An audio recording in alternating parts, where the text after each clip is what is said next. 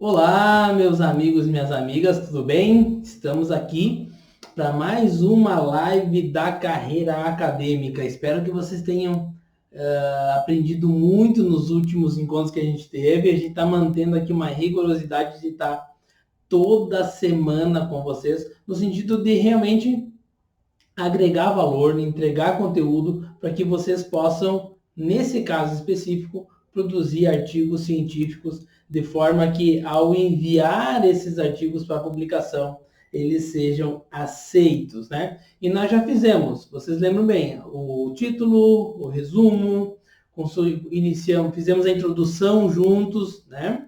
Depois desenhamos o referencial teórico. Na semana passada eu ensinei vocês a desenhar o referencial metodológico, ou a metodologia do texto, né? Demonstrando para os leitores, ou para o leitor especificamente, na hora da avaliação, o que não pode faltar nesse tópico, de modo que o teu artigo seja rejeitado, porque a nossa meta aqui é que o artigo vá para uma revista acadêmica. E hoje eu vou ensinar vocês como construir as conclusões. E olha, gente, falando sinceramente, tem gente que faz um baita texto e depois, quando chega no final, dá uma derrapada muito feia. O que acontece? Escreve bem, até consideravelmente bem, referencial teórico e metodológico, mas não consegue finalizar, enche de citações. Não se faz isso, gente. Pode colocar uma, outra, talvez, se muito necessário, tudo bem. Mas o ideal é que nas considerações finais seja o momento da autoria por excelência. Ah, professor, no resto do texto a gente pode ficar copiando e colando. Não estou dizendo isso. Eu estou dizendo que as considerações finais são o momento em que você mostra para quem está lendo o teu texto que você tem condição de fazer uma síntese própria sobre o tema que você produziu.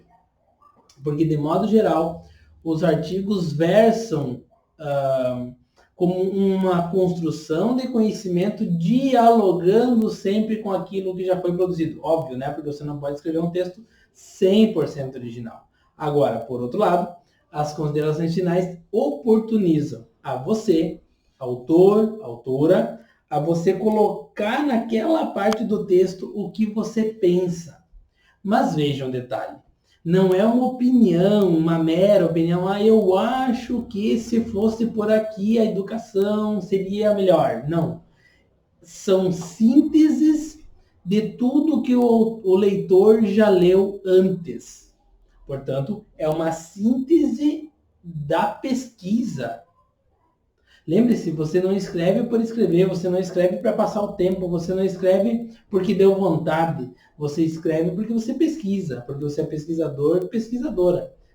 Fazendo esse movimento, obrigatoriamente, a síntese da pesquisa vai estar no corpo do texto, mas vai principalmente mostrar para o leitor que ali tem um segredo que você descobriu, usando aqui uma linguagem simples, e que ele vai ler com atenção e ele vai entender. Isso se faz a partir de um movimento da escrita de alguns parágrafos, que eu vou dizer o que vai em cada um deles, porque não adianta dizer, escreve 3 parágrafos introduzindo essa descoberta que tu fez, depois apresenta a descoberta e no final finaliza com um tchau. Não é assim que se escreve artigo científico. Não é assim que se escreve dissertação, não é assim que se escreve tese. Pelo contrário, há uma responsabilidade nossa, social, com o conhecimento, com a pesquisa, com a ciência, que exige de nós um aprendizado de aspectos fundamentais de como escrever as considerações finais. E digo mais, gente, isso que eu vou ensinar hoje para você, se você é um mestrando, está escrevendo a sua dissertação, a estrutura que eu vou mostrar para vocês, a estrutura que eu vou mostrar para vocês é a estrutura que eu utilizei, por exemplo, na minha dissertação, utilizei na minha tese, utilizo muito nos meus artigos, tá? São, vamos chamar assim, são sínteses finais de pesquisa que, a partir dessa síntese, o autor tem uma visão panorâmica de tudo o que ele viu antes. E aí o leitor olha assim e diz, poxa, agora eu me lembrei, era disso que ele estava falando. Realmente, ele amarrou no final. É o momento da amarração. Você não pode deixar nenhuma ponta solta, porque senão o leitor, que é avaliador da revista científica, ele vai olhar para o teu texto e vai dizer o seguinte: precisa refazer, precisa olhar de novo isso aqui. Ele falou uma coisa lá no começo, não está escrito aqui no final, eu não entendi a resposta. Qual que era mesmo a pergunta que motivou essa pesquisa? Tudo isso você vai dar conta aqui nas considerações finais. E eu vou agora dar o passo a passo para você, vou escrevendo aqui com você o que vai ser em cada parágrafo, porque nós estamos já numa contagem regressiva, no final do mês a gente precisa entregar esse artigo. Então, nos próximos 2 encontros nossos para frente, provavelmente você já vai vendo a versão final e nós vamos voltar para o referencial teórico, referencial metodológico, isso são as versões finais, e olhar como que elas foram construídas e estruturadas. Então, vamos lá, vamos olhar as nossas considerações finais aqui, né? Deixa eu trocar de página. Olha só, nós estamos chamando o nosso texto a conclusão. Tem gente que chama de conclusão, tem gente que chama de considerações finais. Pela estrutura do nosso texto, nós estamos chamando de pedagogia da inconclusão. A gente produziu isso há um tempo atrás, num outro texto meu, que ainda não está publicado, logo estará. Assim que estiver, a gente coloca o link para vocês, que também vai ser para download gratuito. Pedagogia da inconclusão. Dialogando com Freire, dentro da perspectiva de que o texto nunca está pronto, o texto é sempre uma construção coletiva entre as pessoas e no tempo, numa linha do tempo. Esse mesmo texto que nós estamos produzindo agora, ele de alguma forma foi iniciado em 2017, numa outra publicação nossa chamada Didática Freiriana. Aquele texto inicial era um pontapé numa produção maior que nós queríamos fazer, mas nós queríamos colocar ele no crivo de leitores científicos, de professores, pesquisadores que estudam a área da educação, tá? Nós queremos, nessa pedagogia da inconclusão, falar sobre o papel do educador popular como liderança revolucionária. Olha como está escrito aqui.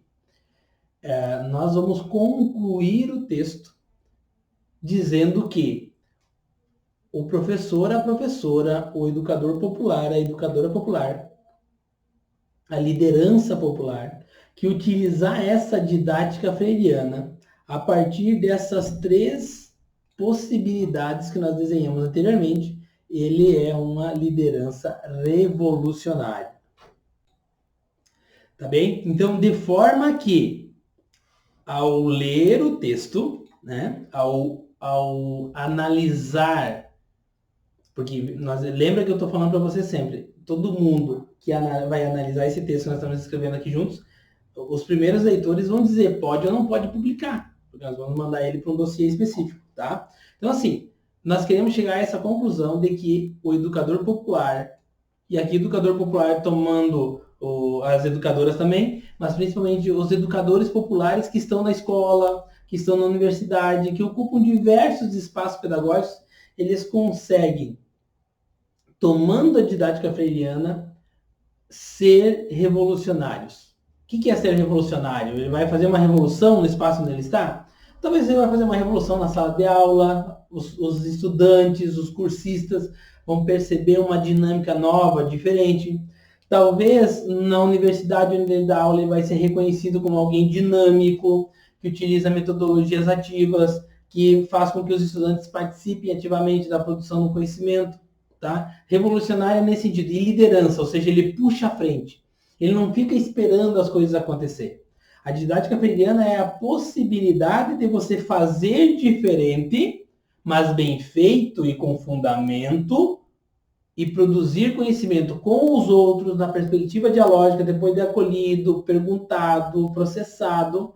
Dessa forma, o educador é revolucionário. E aí, essa é uma das conclusões que a gente vai chegar. Mas para que a gente chegue a essa conclusão, nós precisamos colocar aqui algumas coisas antes, tá? Nós precisamos que o leitor, ao chegar nessa conclusão, diga: essa não é uma conclusão solta, essa é uma conclusão que está intimamente conectada a tudo que foi dito antes. Por que ele é revolucionário? Porque ele tem como base teórica a teologia da libertação, a filosofia da libertação, a educação libertadora. Então ele tem que ser revolucionário. Ele não pode ser alguém que se adapta ao sistema e ao modelo de educação onde ele está inserido.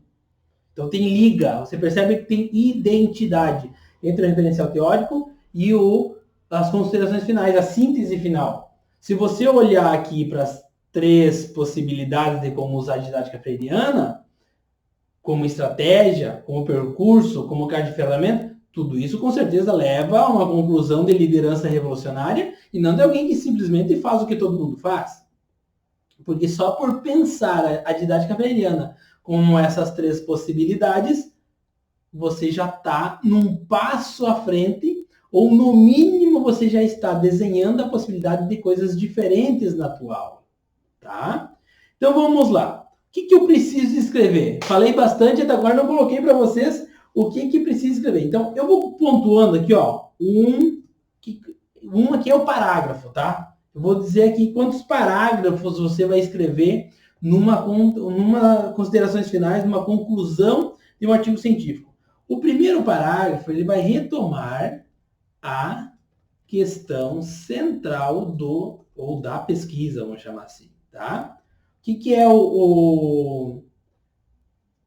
a questão central da pesquisa? É dizer o seguinte, a nossa pergunta era, o que eu faço com a didática freiriana tendo como base a pedagogia do primeiro Paulo Freire? Vamos retomar aqui isso. Vamos retomar aqui o que a gente estava, qual que era a pesquisa que estava nos movimentando. Estava nos colocando, qual que era a pergunta que estava movimentando essa pesquisa, colocando essa pesquisa para andar, jogando para frente, fazendo a gente pesquisar. Qual que é a pergunta central? Retoma, porque o leitor não tem a obrigação, nós como leitores não temos a obrigação de lembrar de tudo. Talvez seja o 4º artigo que a pessoa está lendo na semana, no mês. Ela não tem a obrigação de lembrar de tudo o que você disse antes. Então você faz esse favor para o leitor, para a leitura, tá?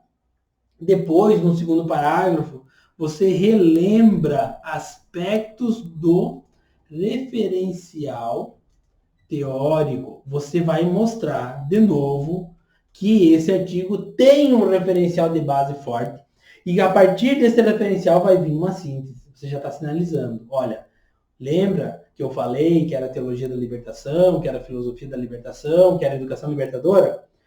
Você retoma, mostrando a coerência do que você fez até ali. Tá bem? Terceiro aspecto, mostrar as subpartes. Eu chamo de subpartes, tá? O que é isso? O que é uma subparte?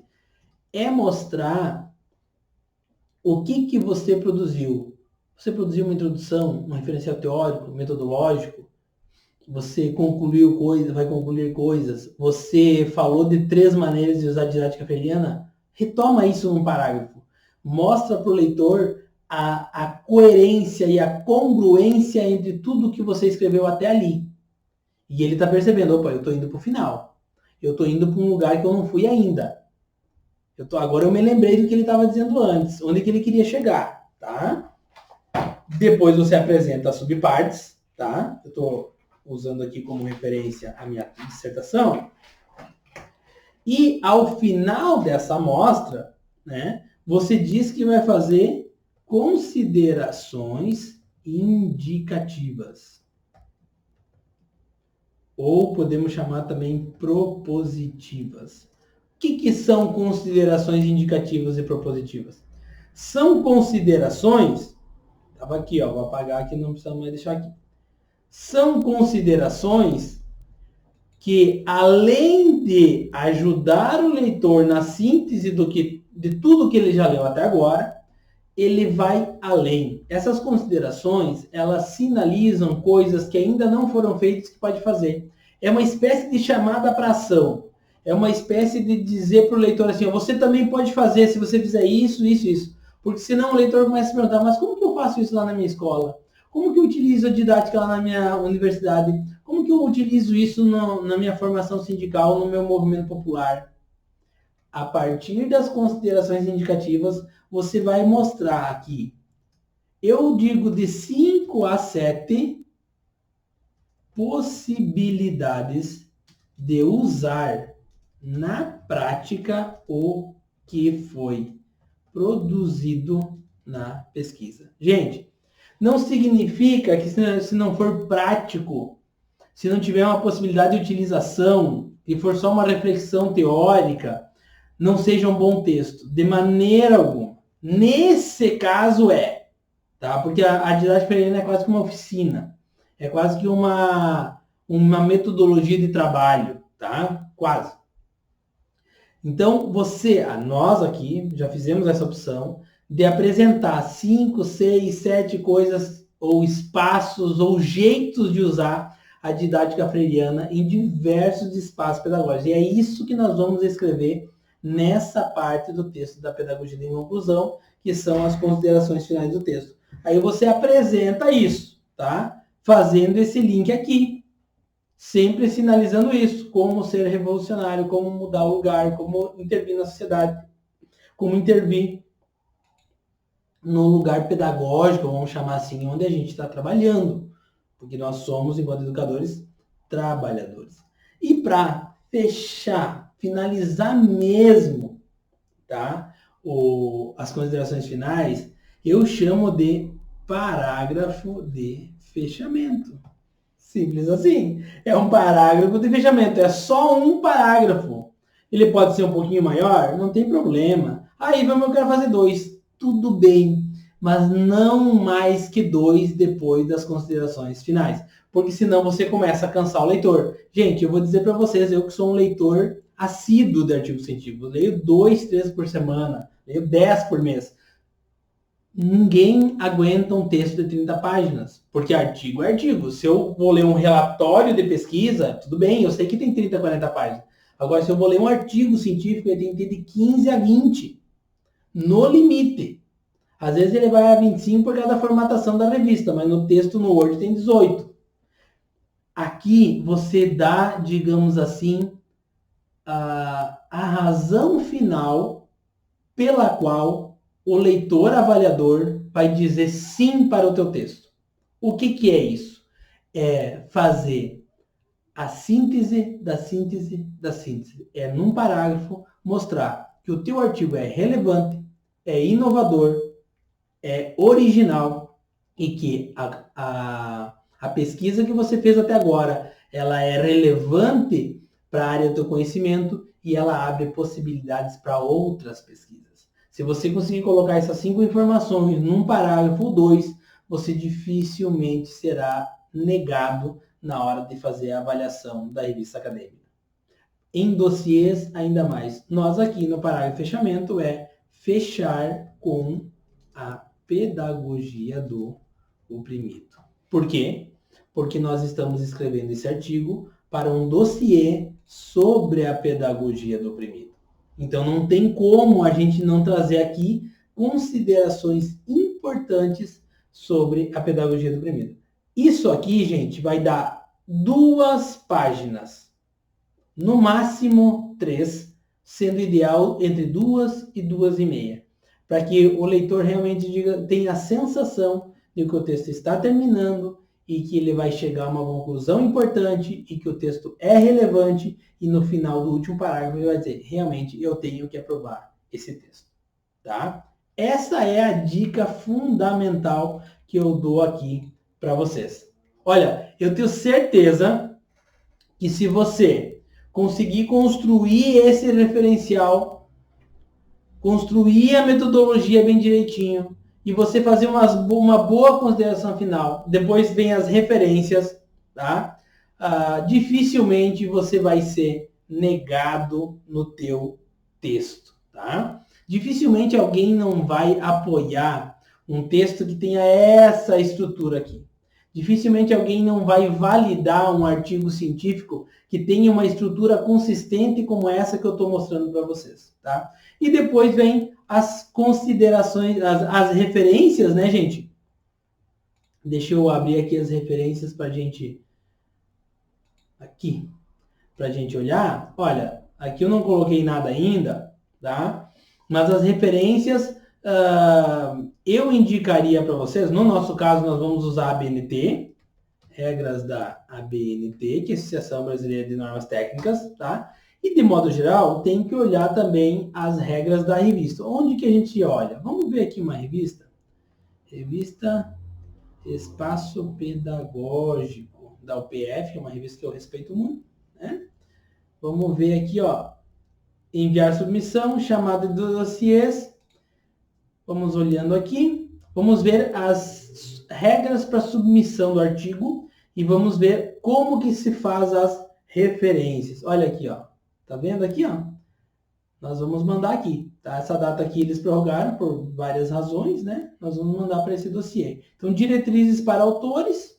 Nas diretrizes para autores, nós temos, provavelmente mais aqui para o final, aqui, ó, exemplo de referências, gente. Olha isso, vamos copiar e colar lá no nosso texto, para que a gente possa depois seguir. Olha aqui, ó.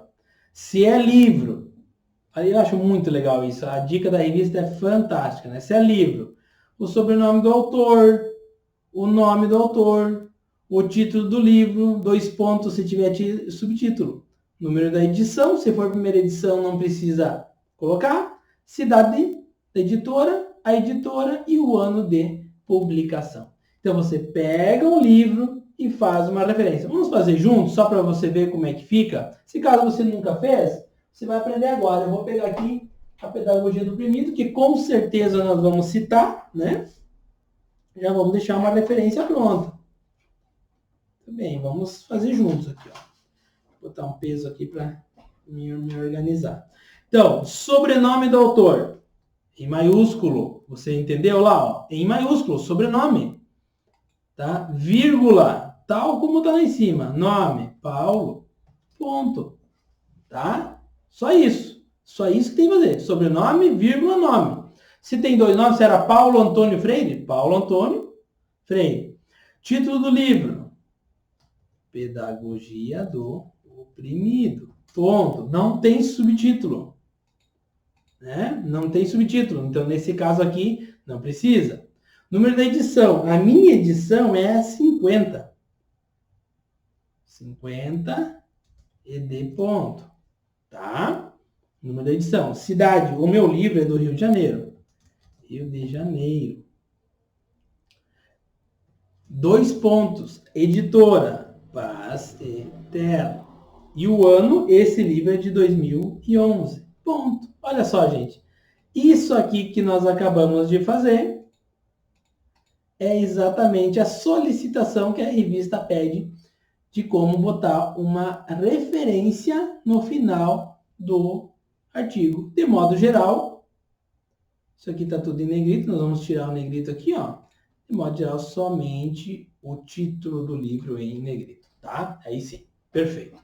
Essa é a regra da BNT, não precisa inventar outra coisa, não precisa perguntar se vem primeiro a editora ou a cidade, se eu faço P. ou Freire. Não, ele disse nome, não é nome abreviado ponto. Entendeu? Então não inventa, porque isso aqui vai fazer toda a diferença. Demonstra que você leu as diretrizes para os autores, que você sabe fazer uma referência, que você entende de fazer. Vamos fazer uma de baixo aqui também, que é capítulo de livro. Vamos citar um texto do Ivânio aqui, que no texto do Ivânio, com certeza nós vamos utilizar o texto dele, ele ajuda a gente a entender melhor. Está na página 73. Aqui. Tá? O que vai primeiro ali, ó? Sobrenome e nome do autor. Sempre, toda referência vai começar pelo sobrenome e o nome do autor. Por quê? Porque é o dado mais relevante de uma publicação. Então, eu vou botar aqui. Dickmann, foi o Ivânio que fez o texto, né? Ivânio. Dickmann, Ivânio. Pronto. Título do capítulo. Título do capítulo do livro. No caso aqui, o título do capítulo se chama... Deixa eu tirar o negrito aqui. Oficinas Pedagógicas de didática freiriana. Ponto. Esse é o título do capítulo, tá? Depois a gente coloca em 2 pontos, ou seja, esse capítulo do livro está em um livro, dentro de, tá? Sobrenome, nome organizador. Nesse caso aqui, foi o Ivânio mesmo que organizou, então nós vamos repetir. Vamos copiar e colar? Pronto. Foi o Ivânio que organizou. Então, org. Ponto. Ivânio de... Aqui é um acaso sem uma coincidência. Seu mesmo, pode ser outro, tá? Título do livro. Vamos pegar o título do livro aqui. Se chama Diálogo Freiriano. Diálogo Freiriano. 2 pontos. Cartas, relatos e artigos. Ponto. Esse é o nome, o título completo do livro. Então, o título é em negrito, só o título, não o subtítulo, tá? Sempre só o título, tá bom? Depois, o que vem?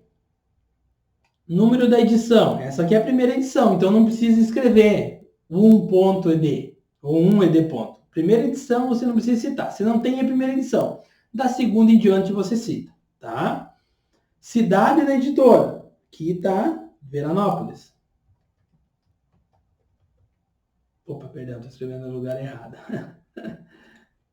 Veranópolis, 2 pontos. Editora, no caso aqui, Diálogo Freiriano.